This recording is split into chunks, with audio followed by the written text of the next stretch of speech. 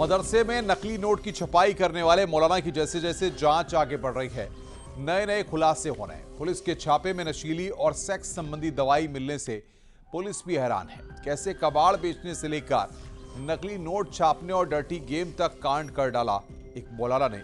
इस रिपोर्ट को देखिए।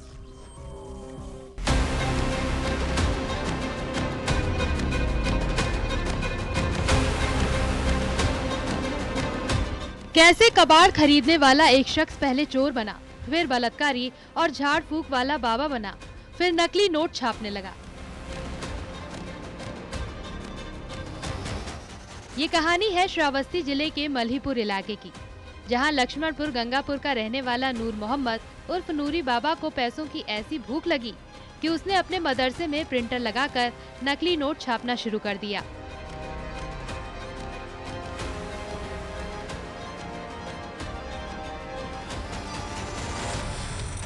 नूरी बाबा ने नकली रुपयों को असली रुपयों के साथ ग्रामीण इलाकों में खपाया।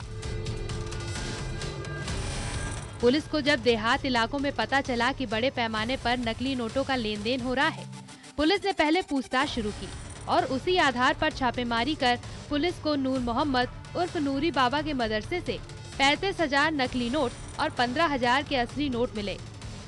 पुलिस ने जब गहनता से पूछताछ की तो नूर मोहम्मद के 4 साथी पुलिस के हत्थे चढ़े, जो जाली नोट चलाने का काम करते थे। मुखबिर द्वारा सूचना दी गई कि कुछ सब्जी की दुकानों पे नकली नोट प्रसारित किए जा रहे हैं, नकली नोट का धंधा हो रहा है। इस सूचना पर पुलिस ने और हमारी एसओजी टीम और एसओ गिरंट ने सामूहिक तौर पर काम किया और इस जॉइंट ऑपरेशन में कुछ लोग पकड़े गए। उनकी निशानदेही पे मल्लीपुर के एक मदरसा से एक लैपटॉप मशीन और प्रिंटिंग मशीन जो कलरफुल थी, उससे नकली नोट छापे जाने की सूचना पर कार्रवाई की गई। वो 5 अभियुक्तों को पकड़ा गया, उसमें से नकली और असली नोट बरामद हुए थे। बताते हैं कि नूर मोहम्मद उर्फ नूरी बाबा का परिवार पहले गरीब था। गरीबी के कारण 3 भाई मुंबई में कमाते खाते हैं। वहीं नूरी बाबा ने शुरुआती दौर में कबाड़ खरीदने का काम शुरू किया और यहीं से नूरी बाबा ने गलत काम की शुरुआत कर दी। पैसों की ऐसी लत लगी कि साल 2018 में नूरी बाबा पर पहला मुकदमा चोरी का लिखा गया, जिसमें सरकारी सामान को खरीदने और उनसे बरामदगी भी हुई।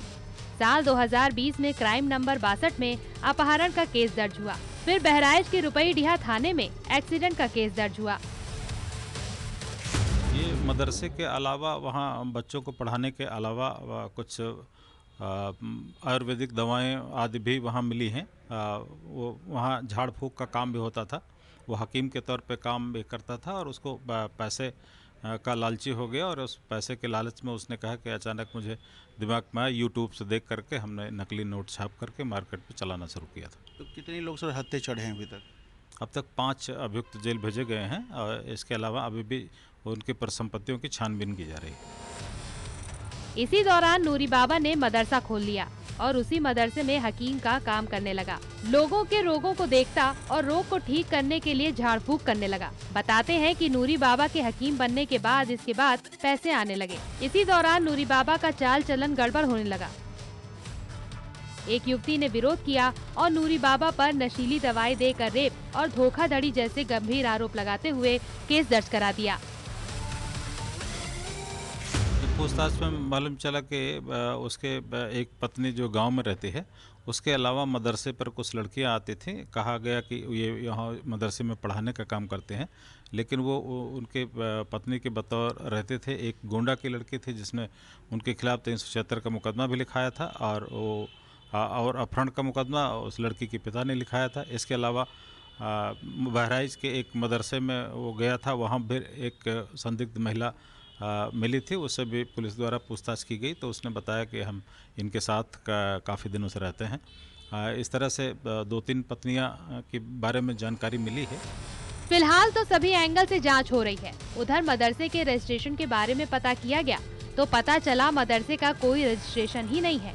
इधर नूरी बाबा के पास से नकली नोट मिलने के बाद इंडो नेपाल बॉर्डर पर सुरक्षा एजेंसियां भी अलर्ट हैं। कहीं नूरी बाबा का नेपाल कनेक्शन तो नहीं है। नूरी बाबा पहले कबाड़ का खरीदने का काम करते थे, लेकिन धीरे धीरे झाड़ फूक का काम करने लगे। उसके बाद दवाइयाँ भी देने लगे, तो उनका कारोबार पैसे की तरफ लालच तरफ बढ़ता चला गया और पैसे की चाह में वो नकली नोट छापने लगे। फिलहाल नूरी बाबा जो हैं वो पुलिस की गिरफ्त में हैं। पुलिस ने उनको गिरफ्तार करके जेल भेज दिया है। पुलिस अब पूरे सिंडिकेट को खंगालने में जुटी है कि कितने लोग और इस व्यापार में शामिल हैं। अखिलेश कुमार, न्यूज़ 18, श्रावस्ती।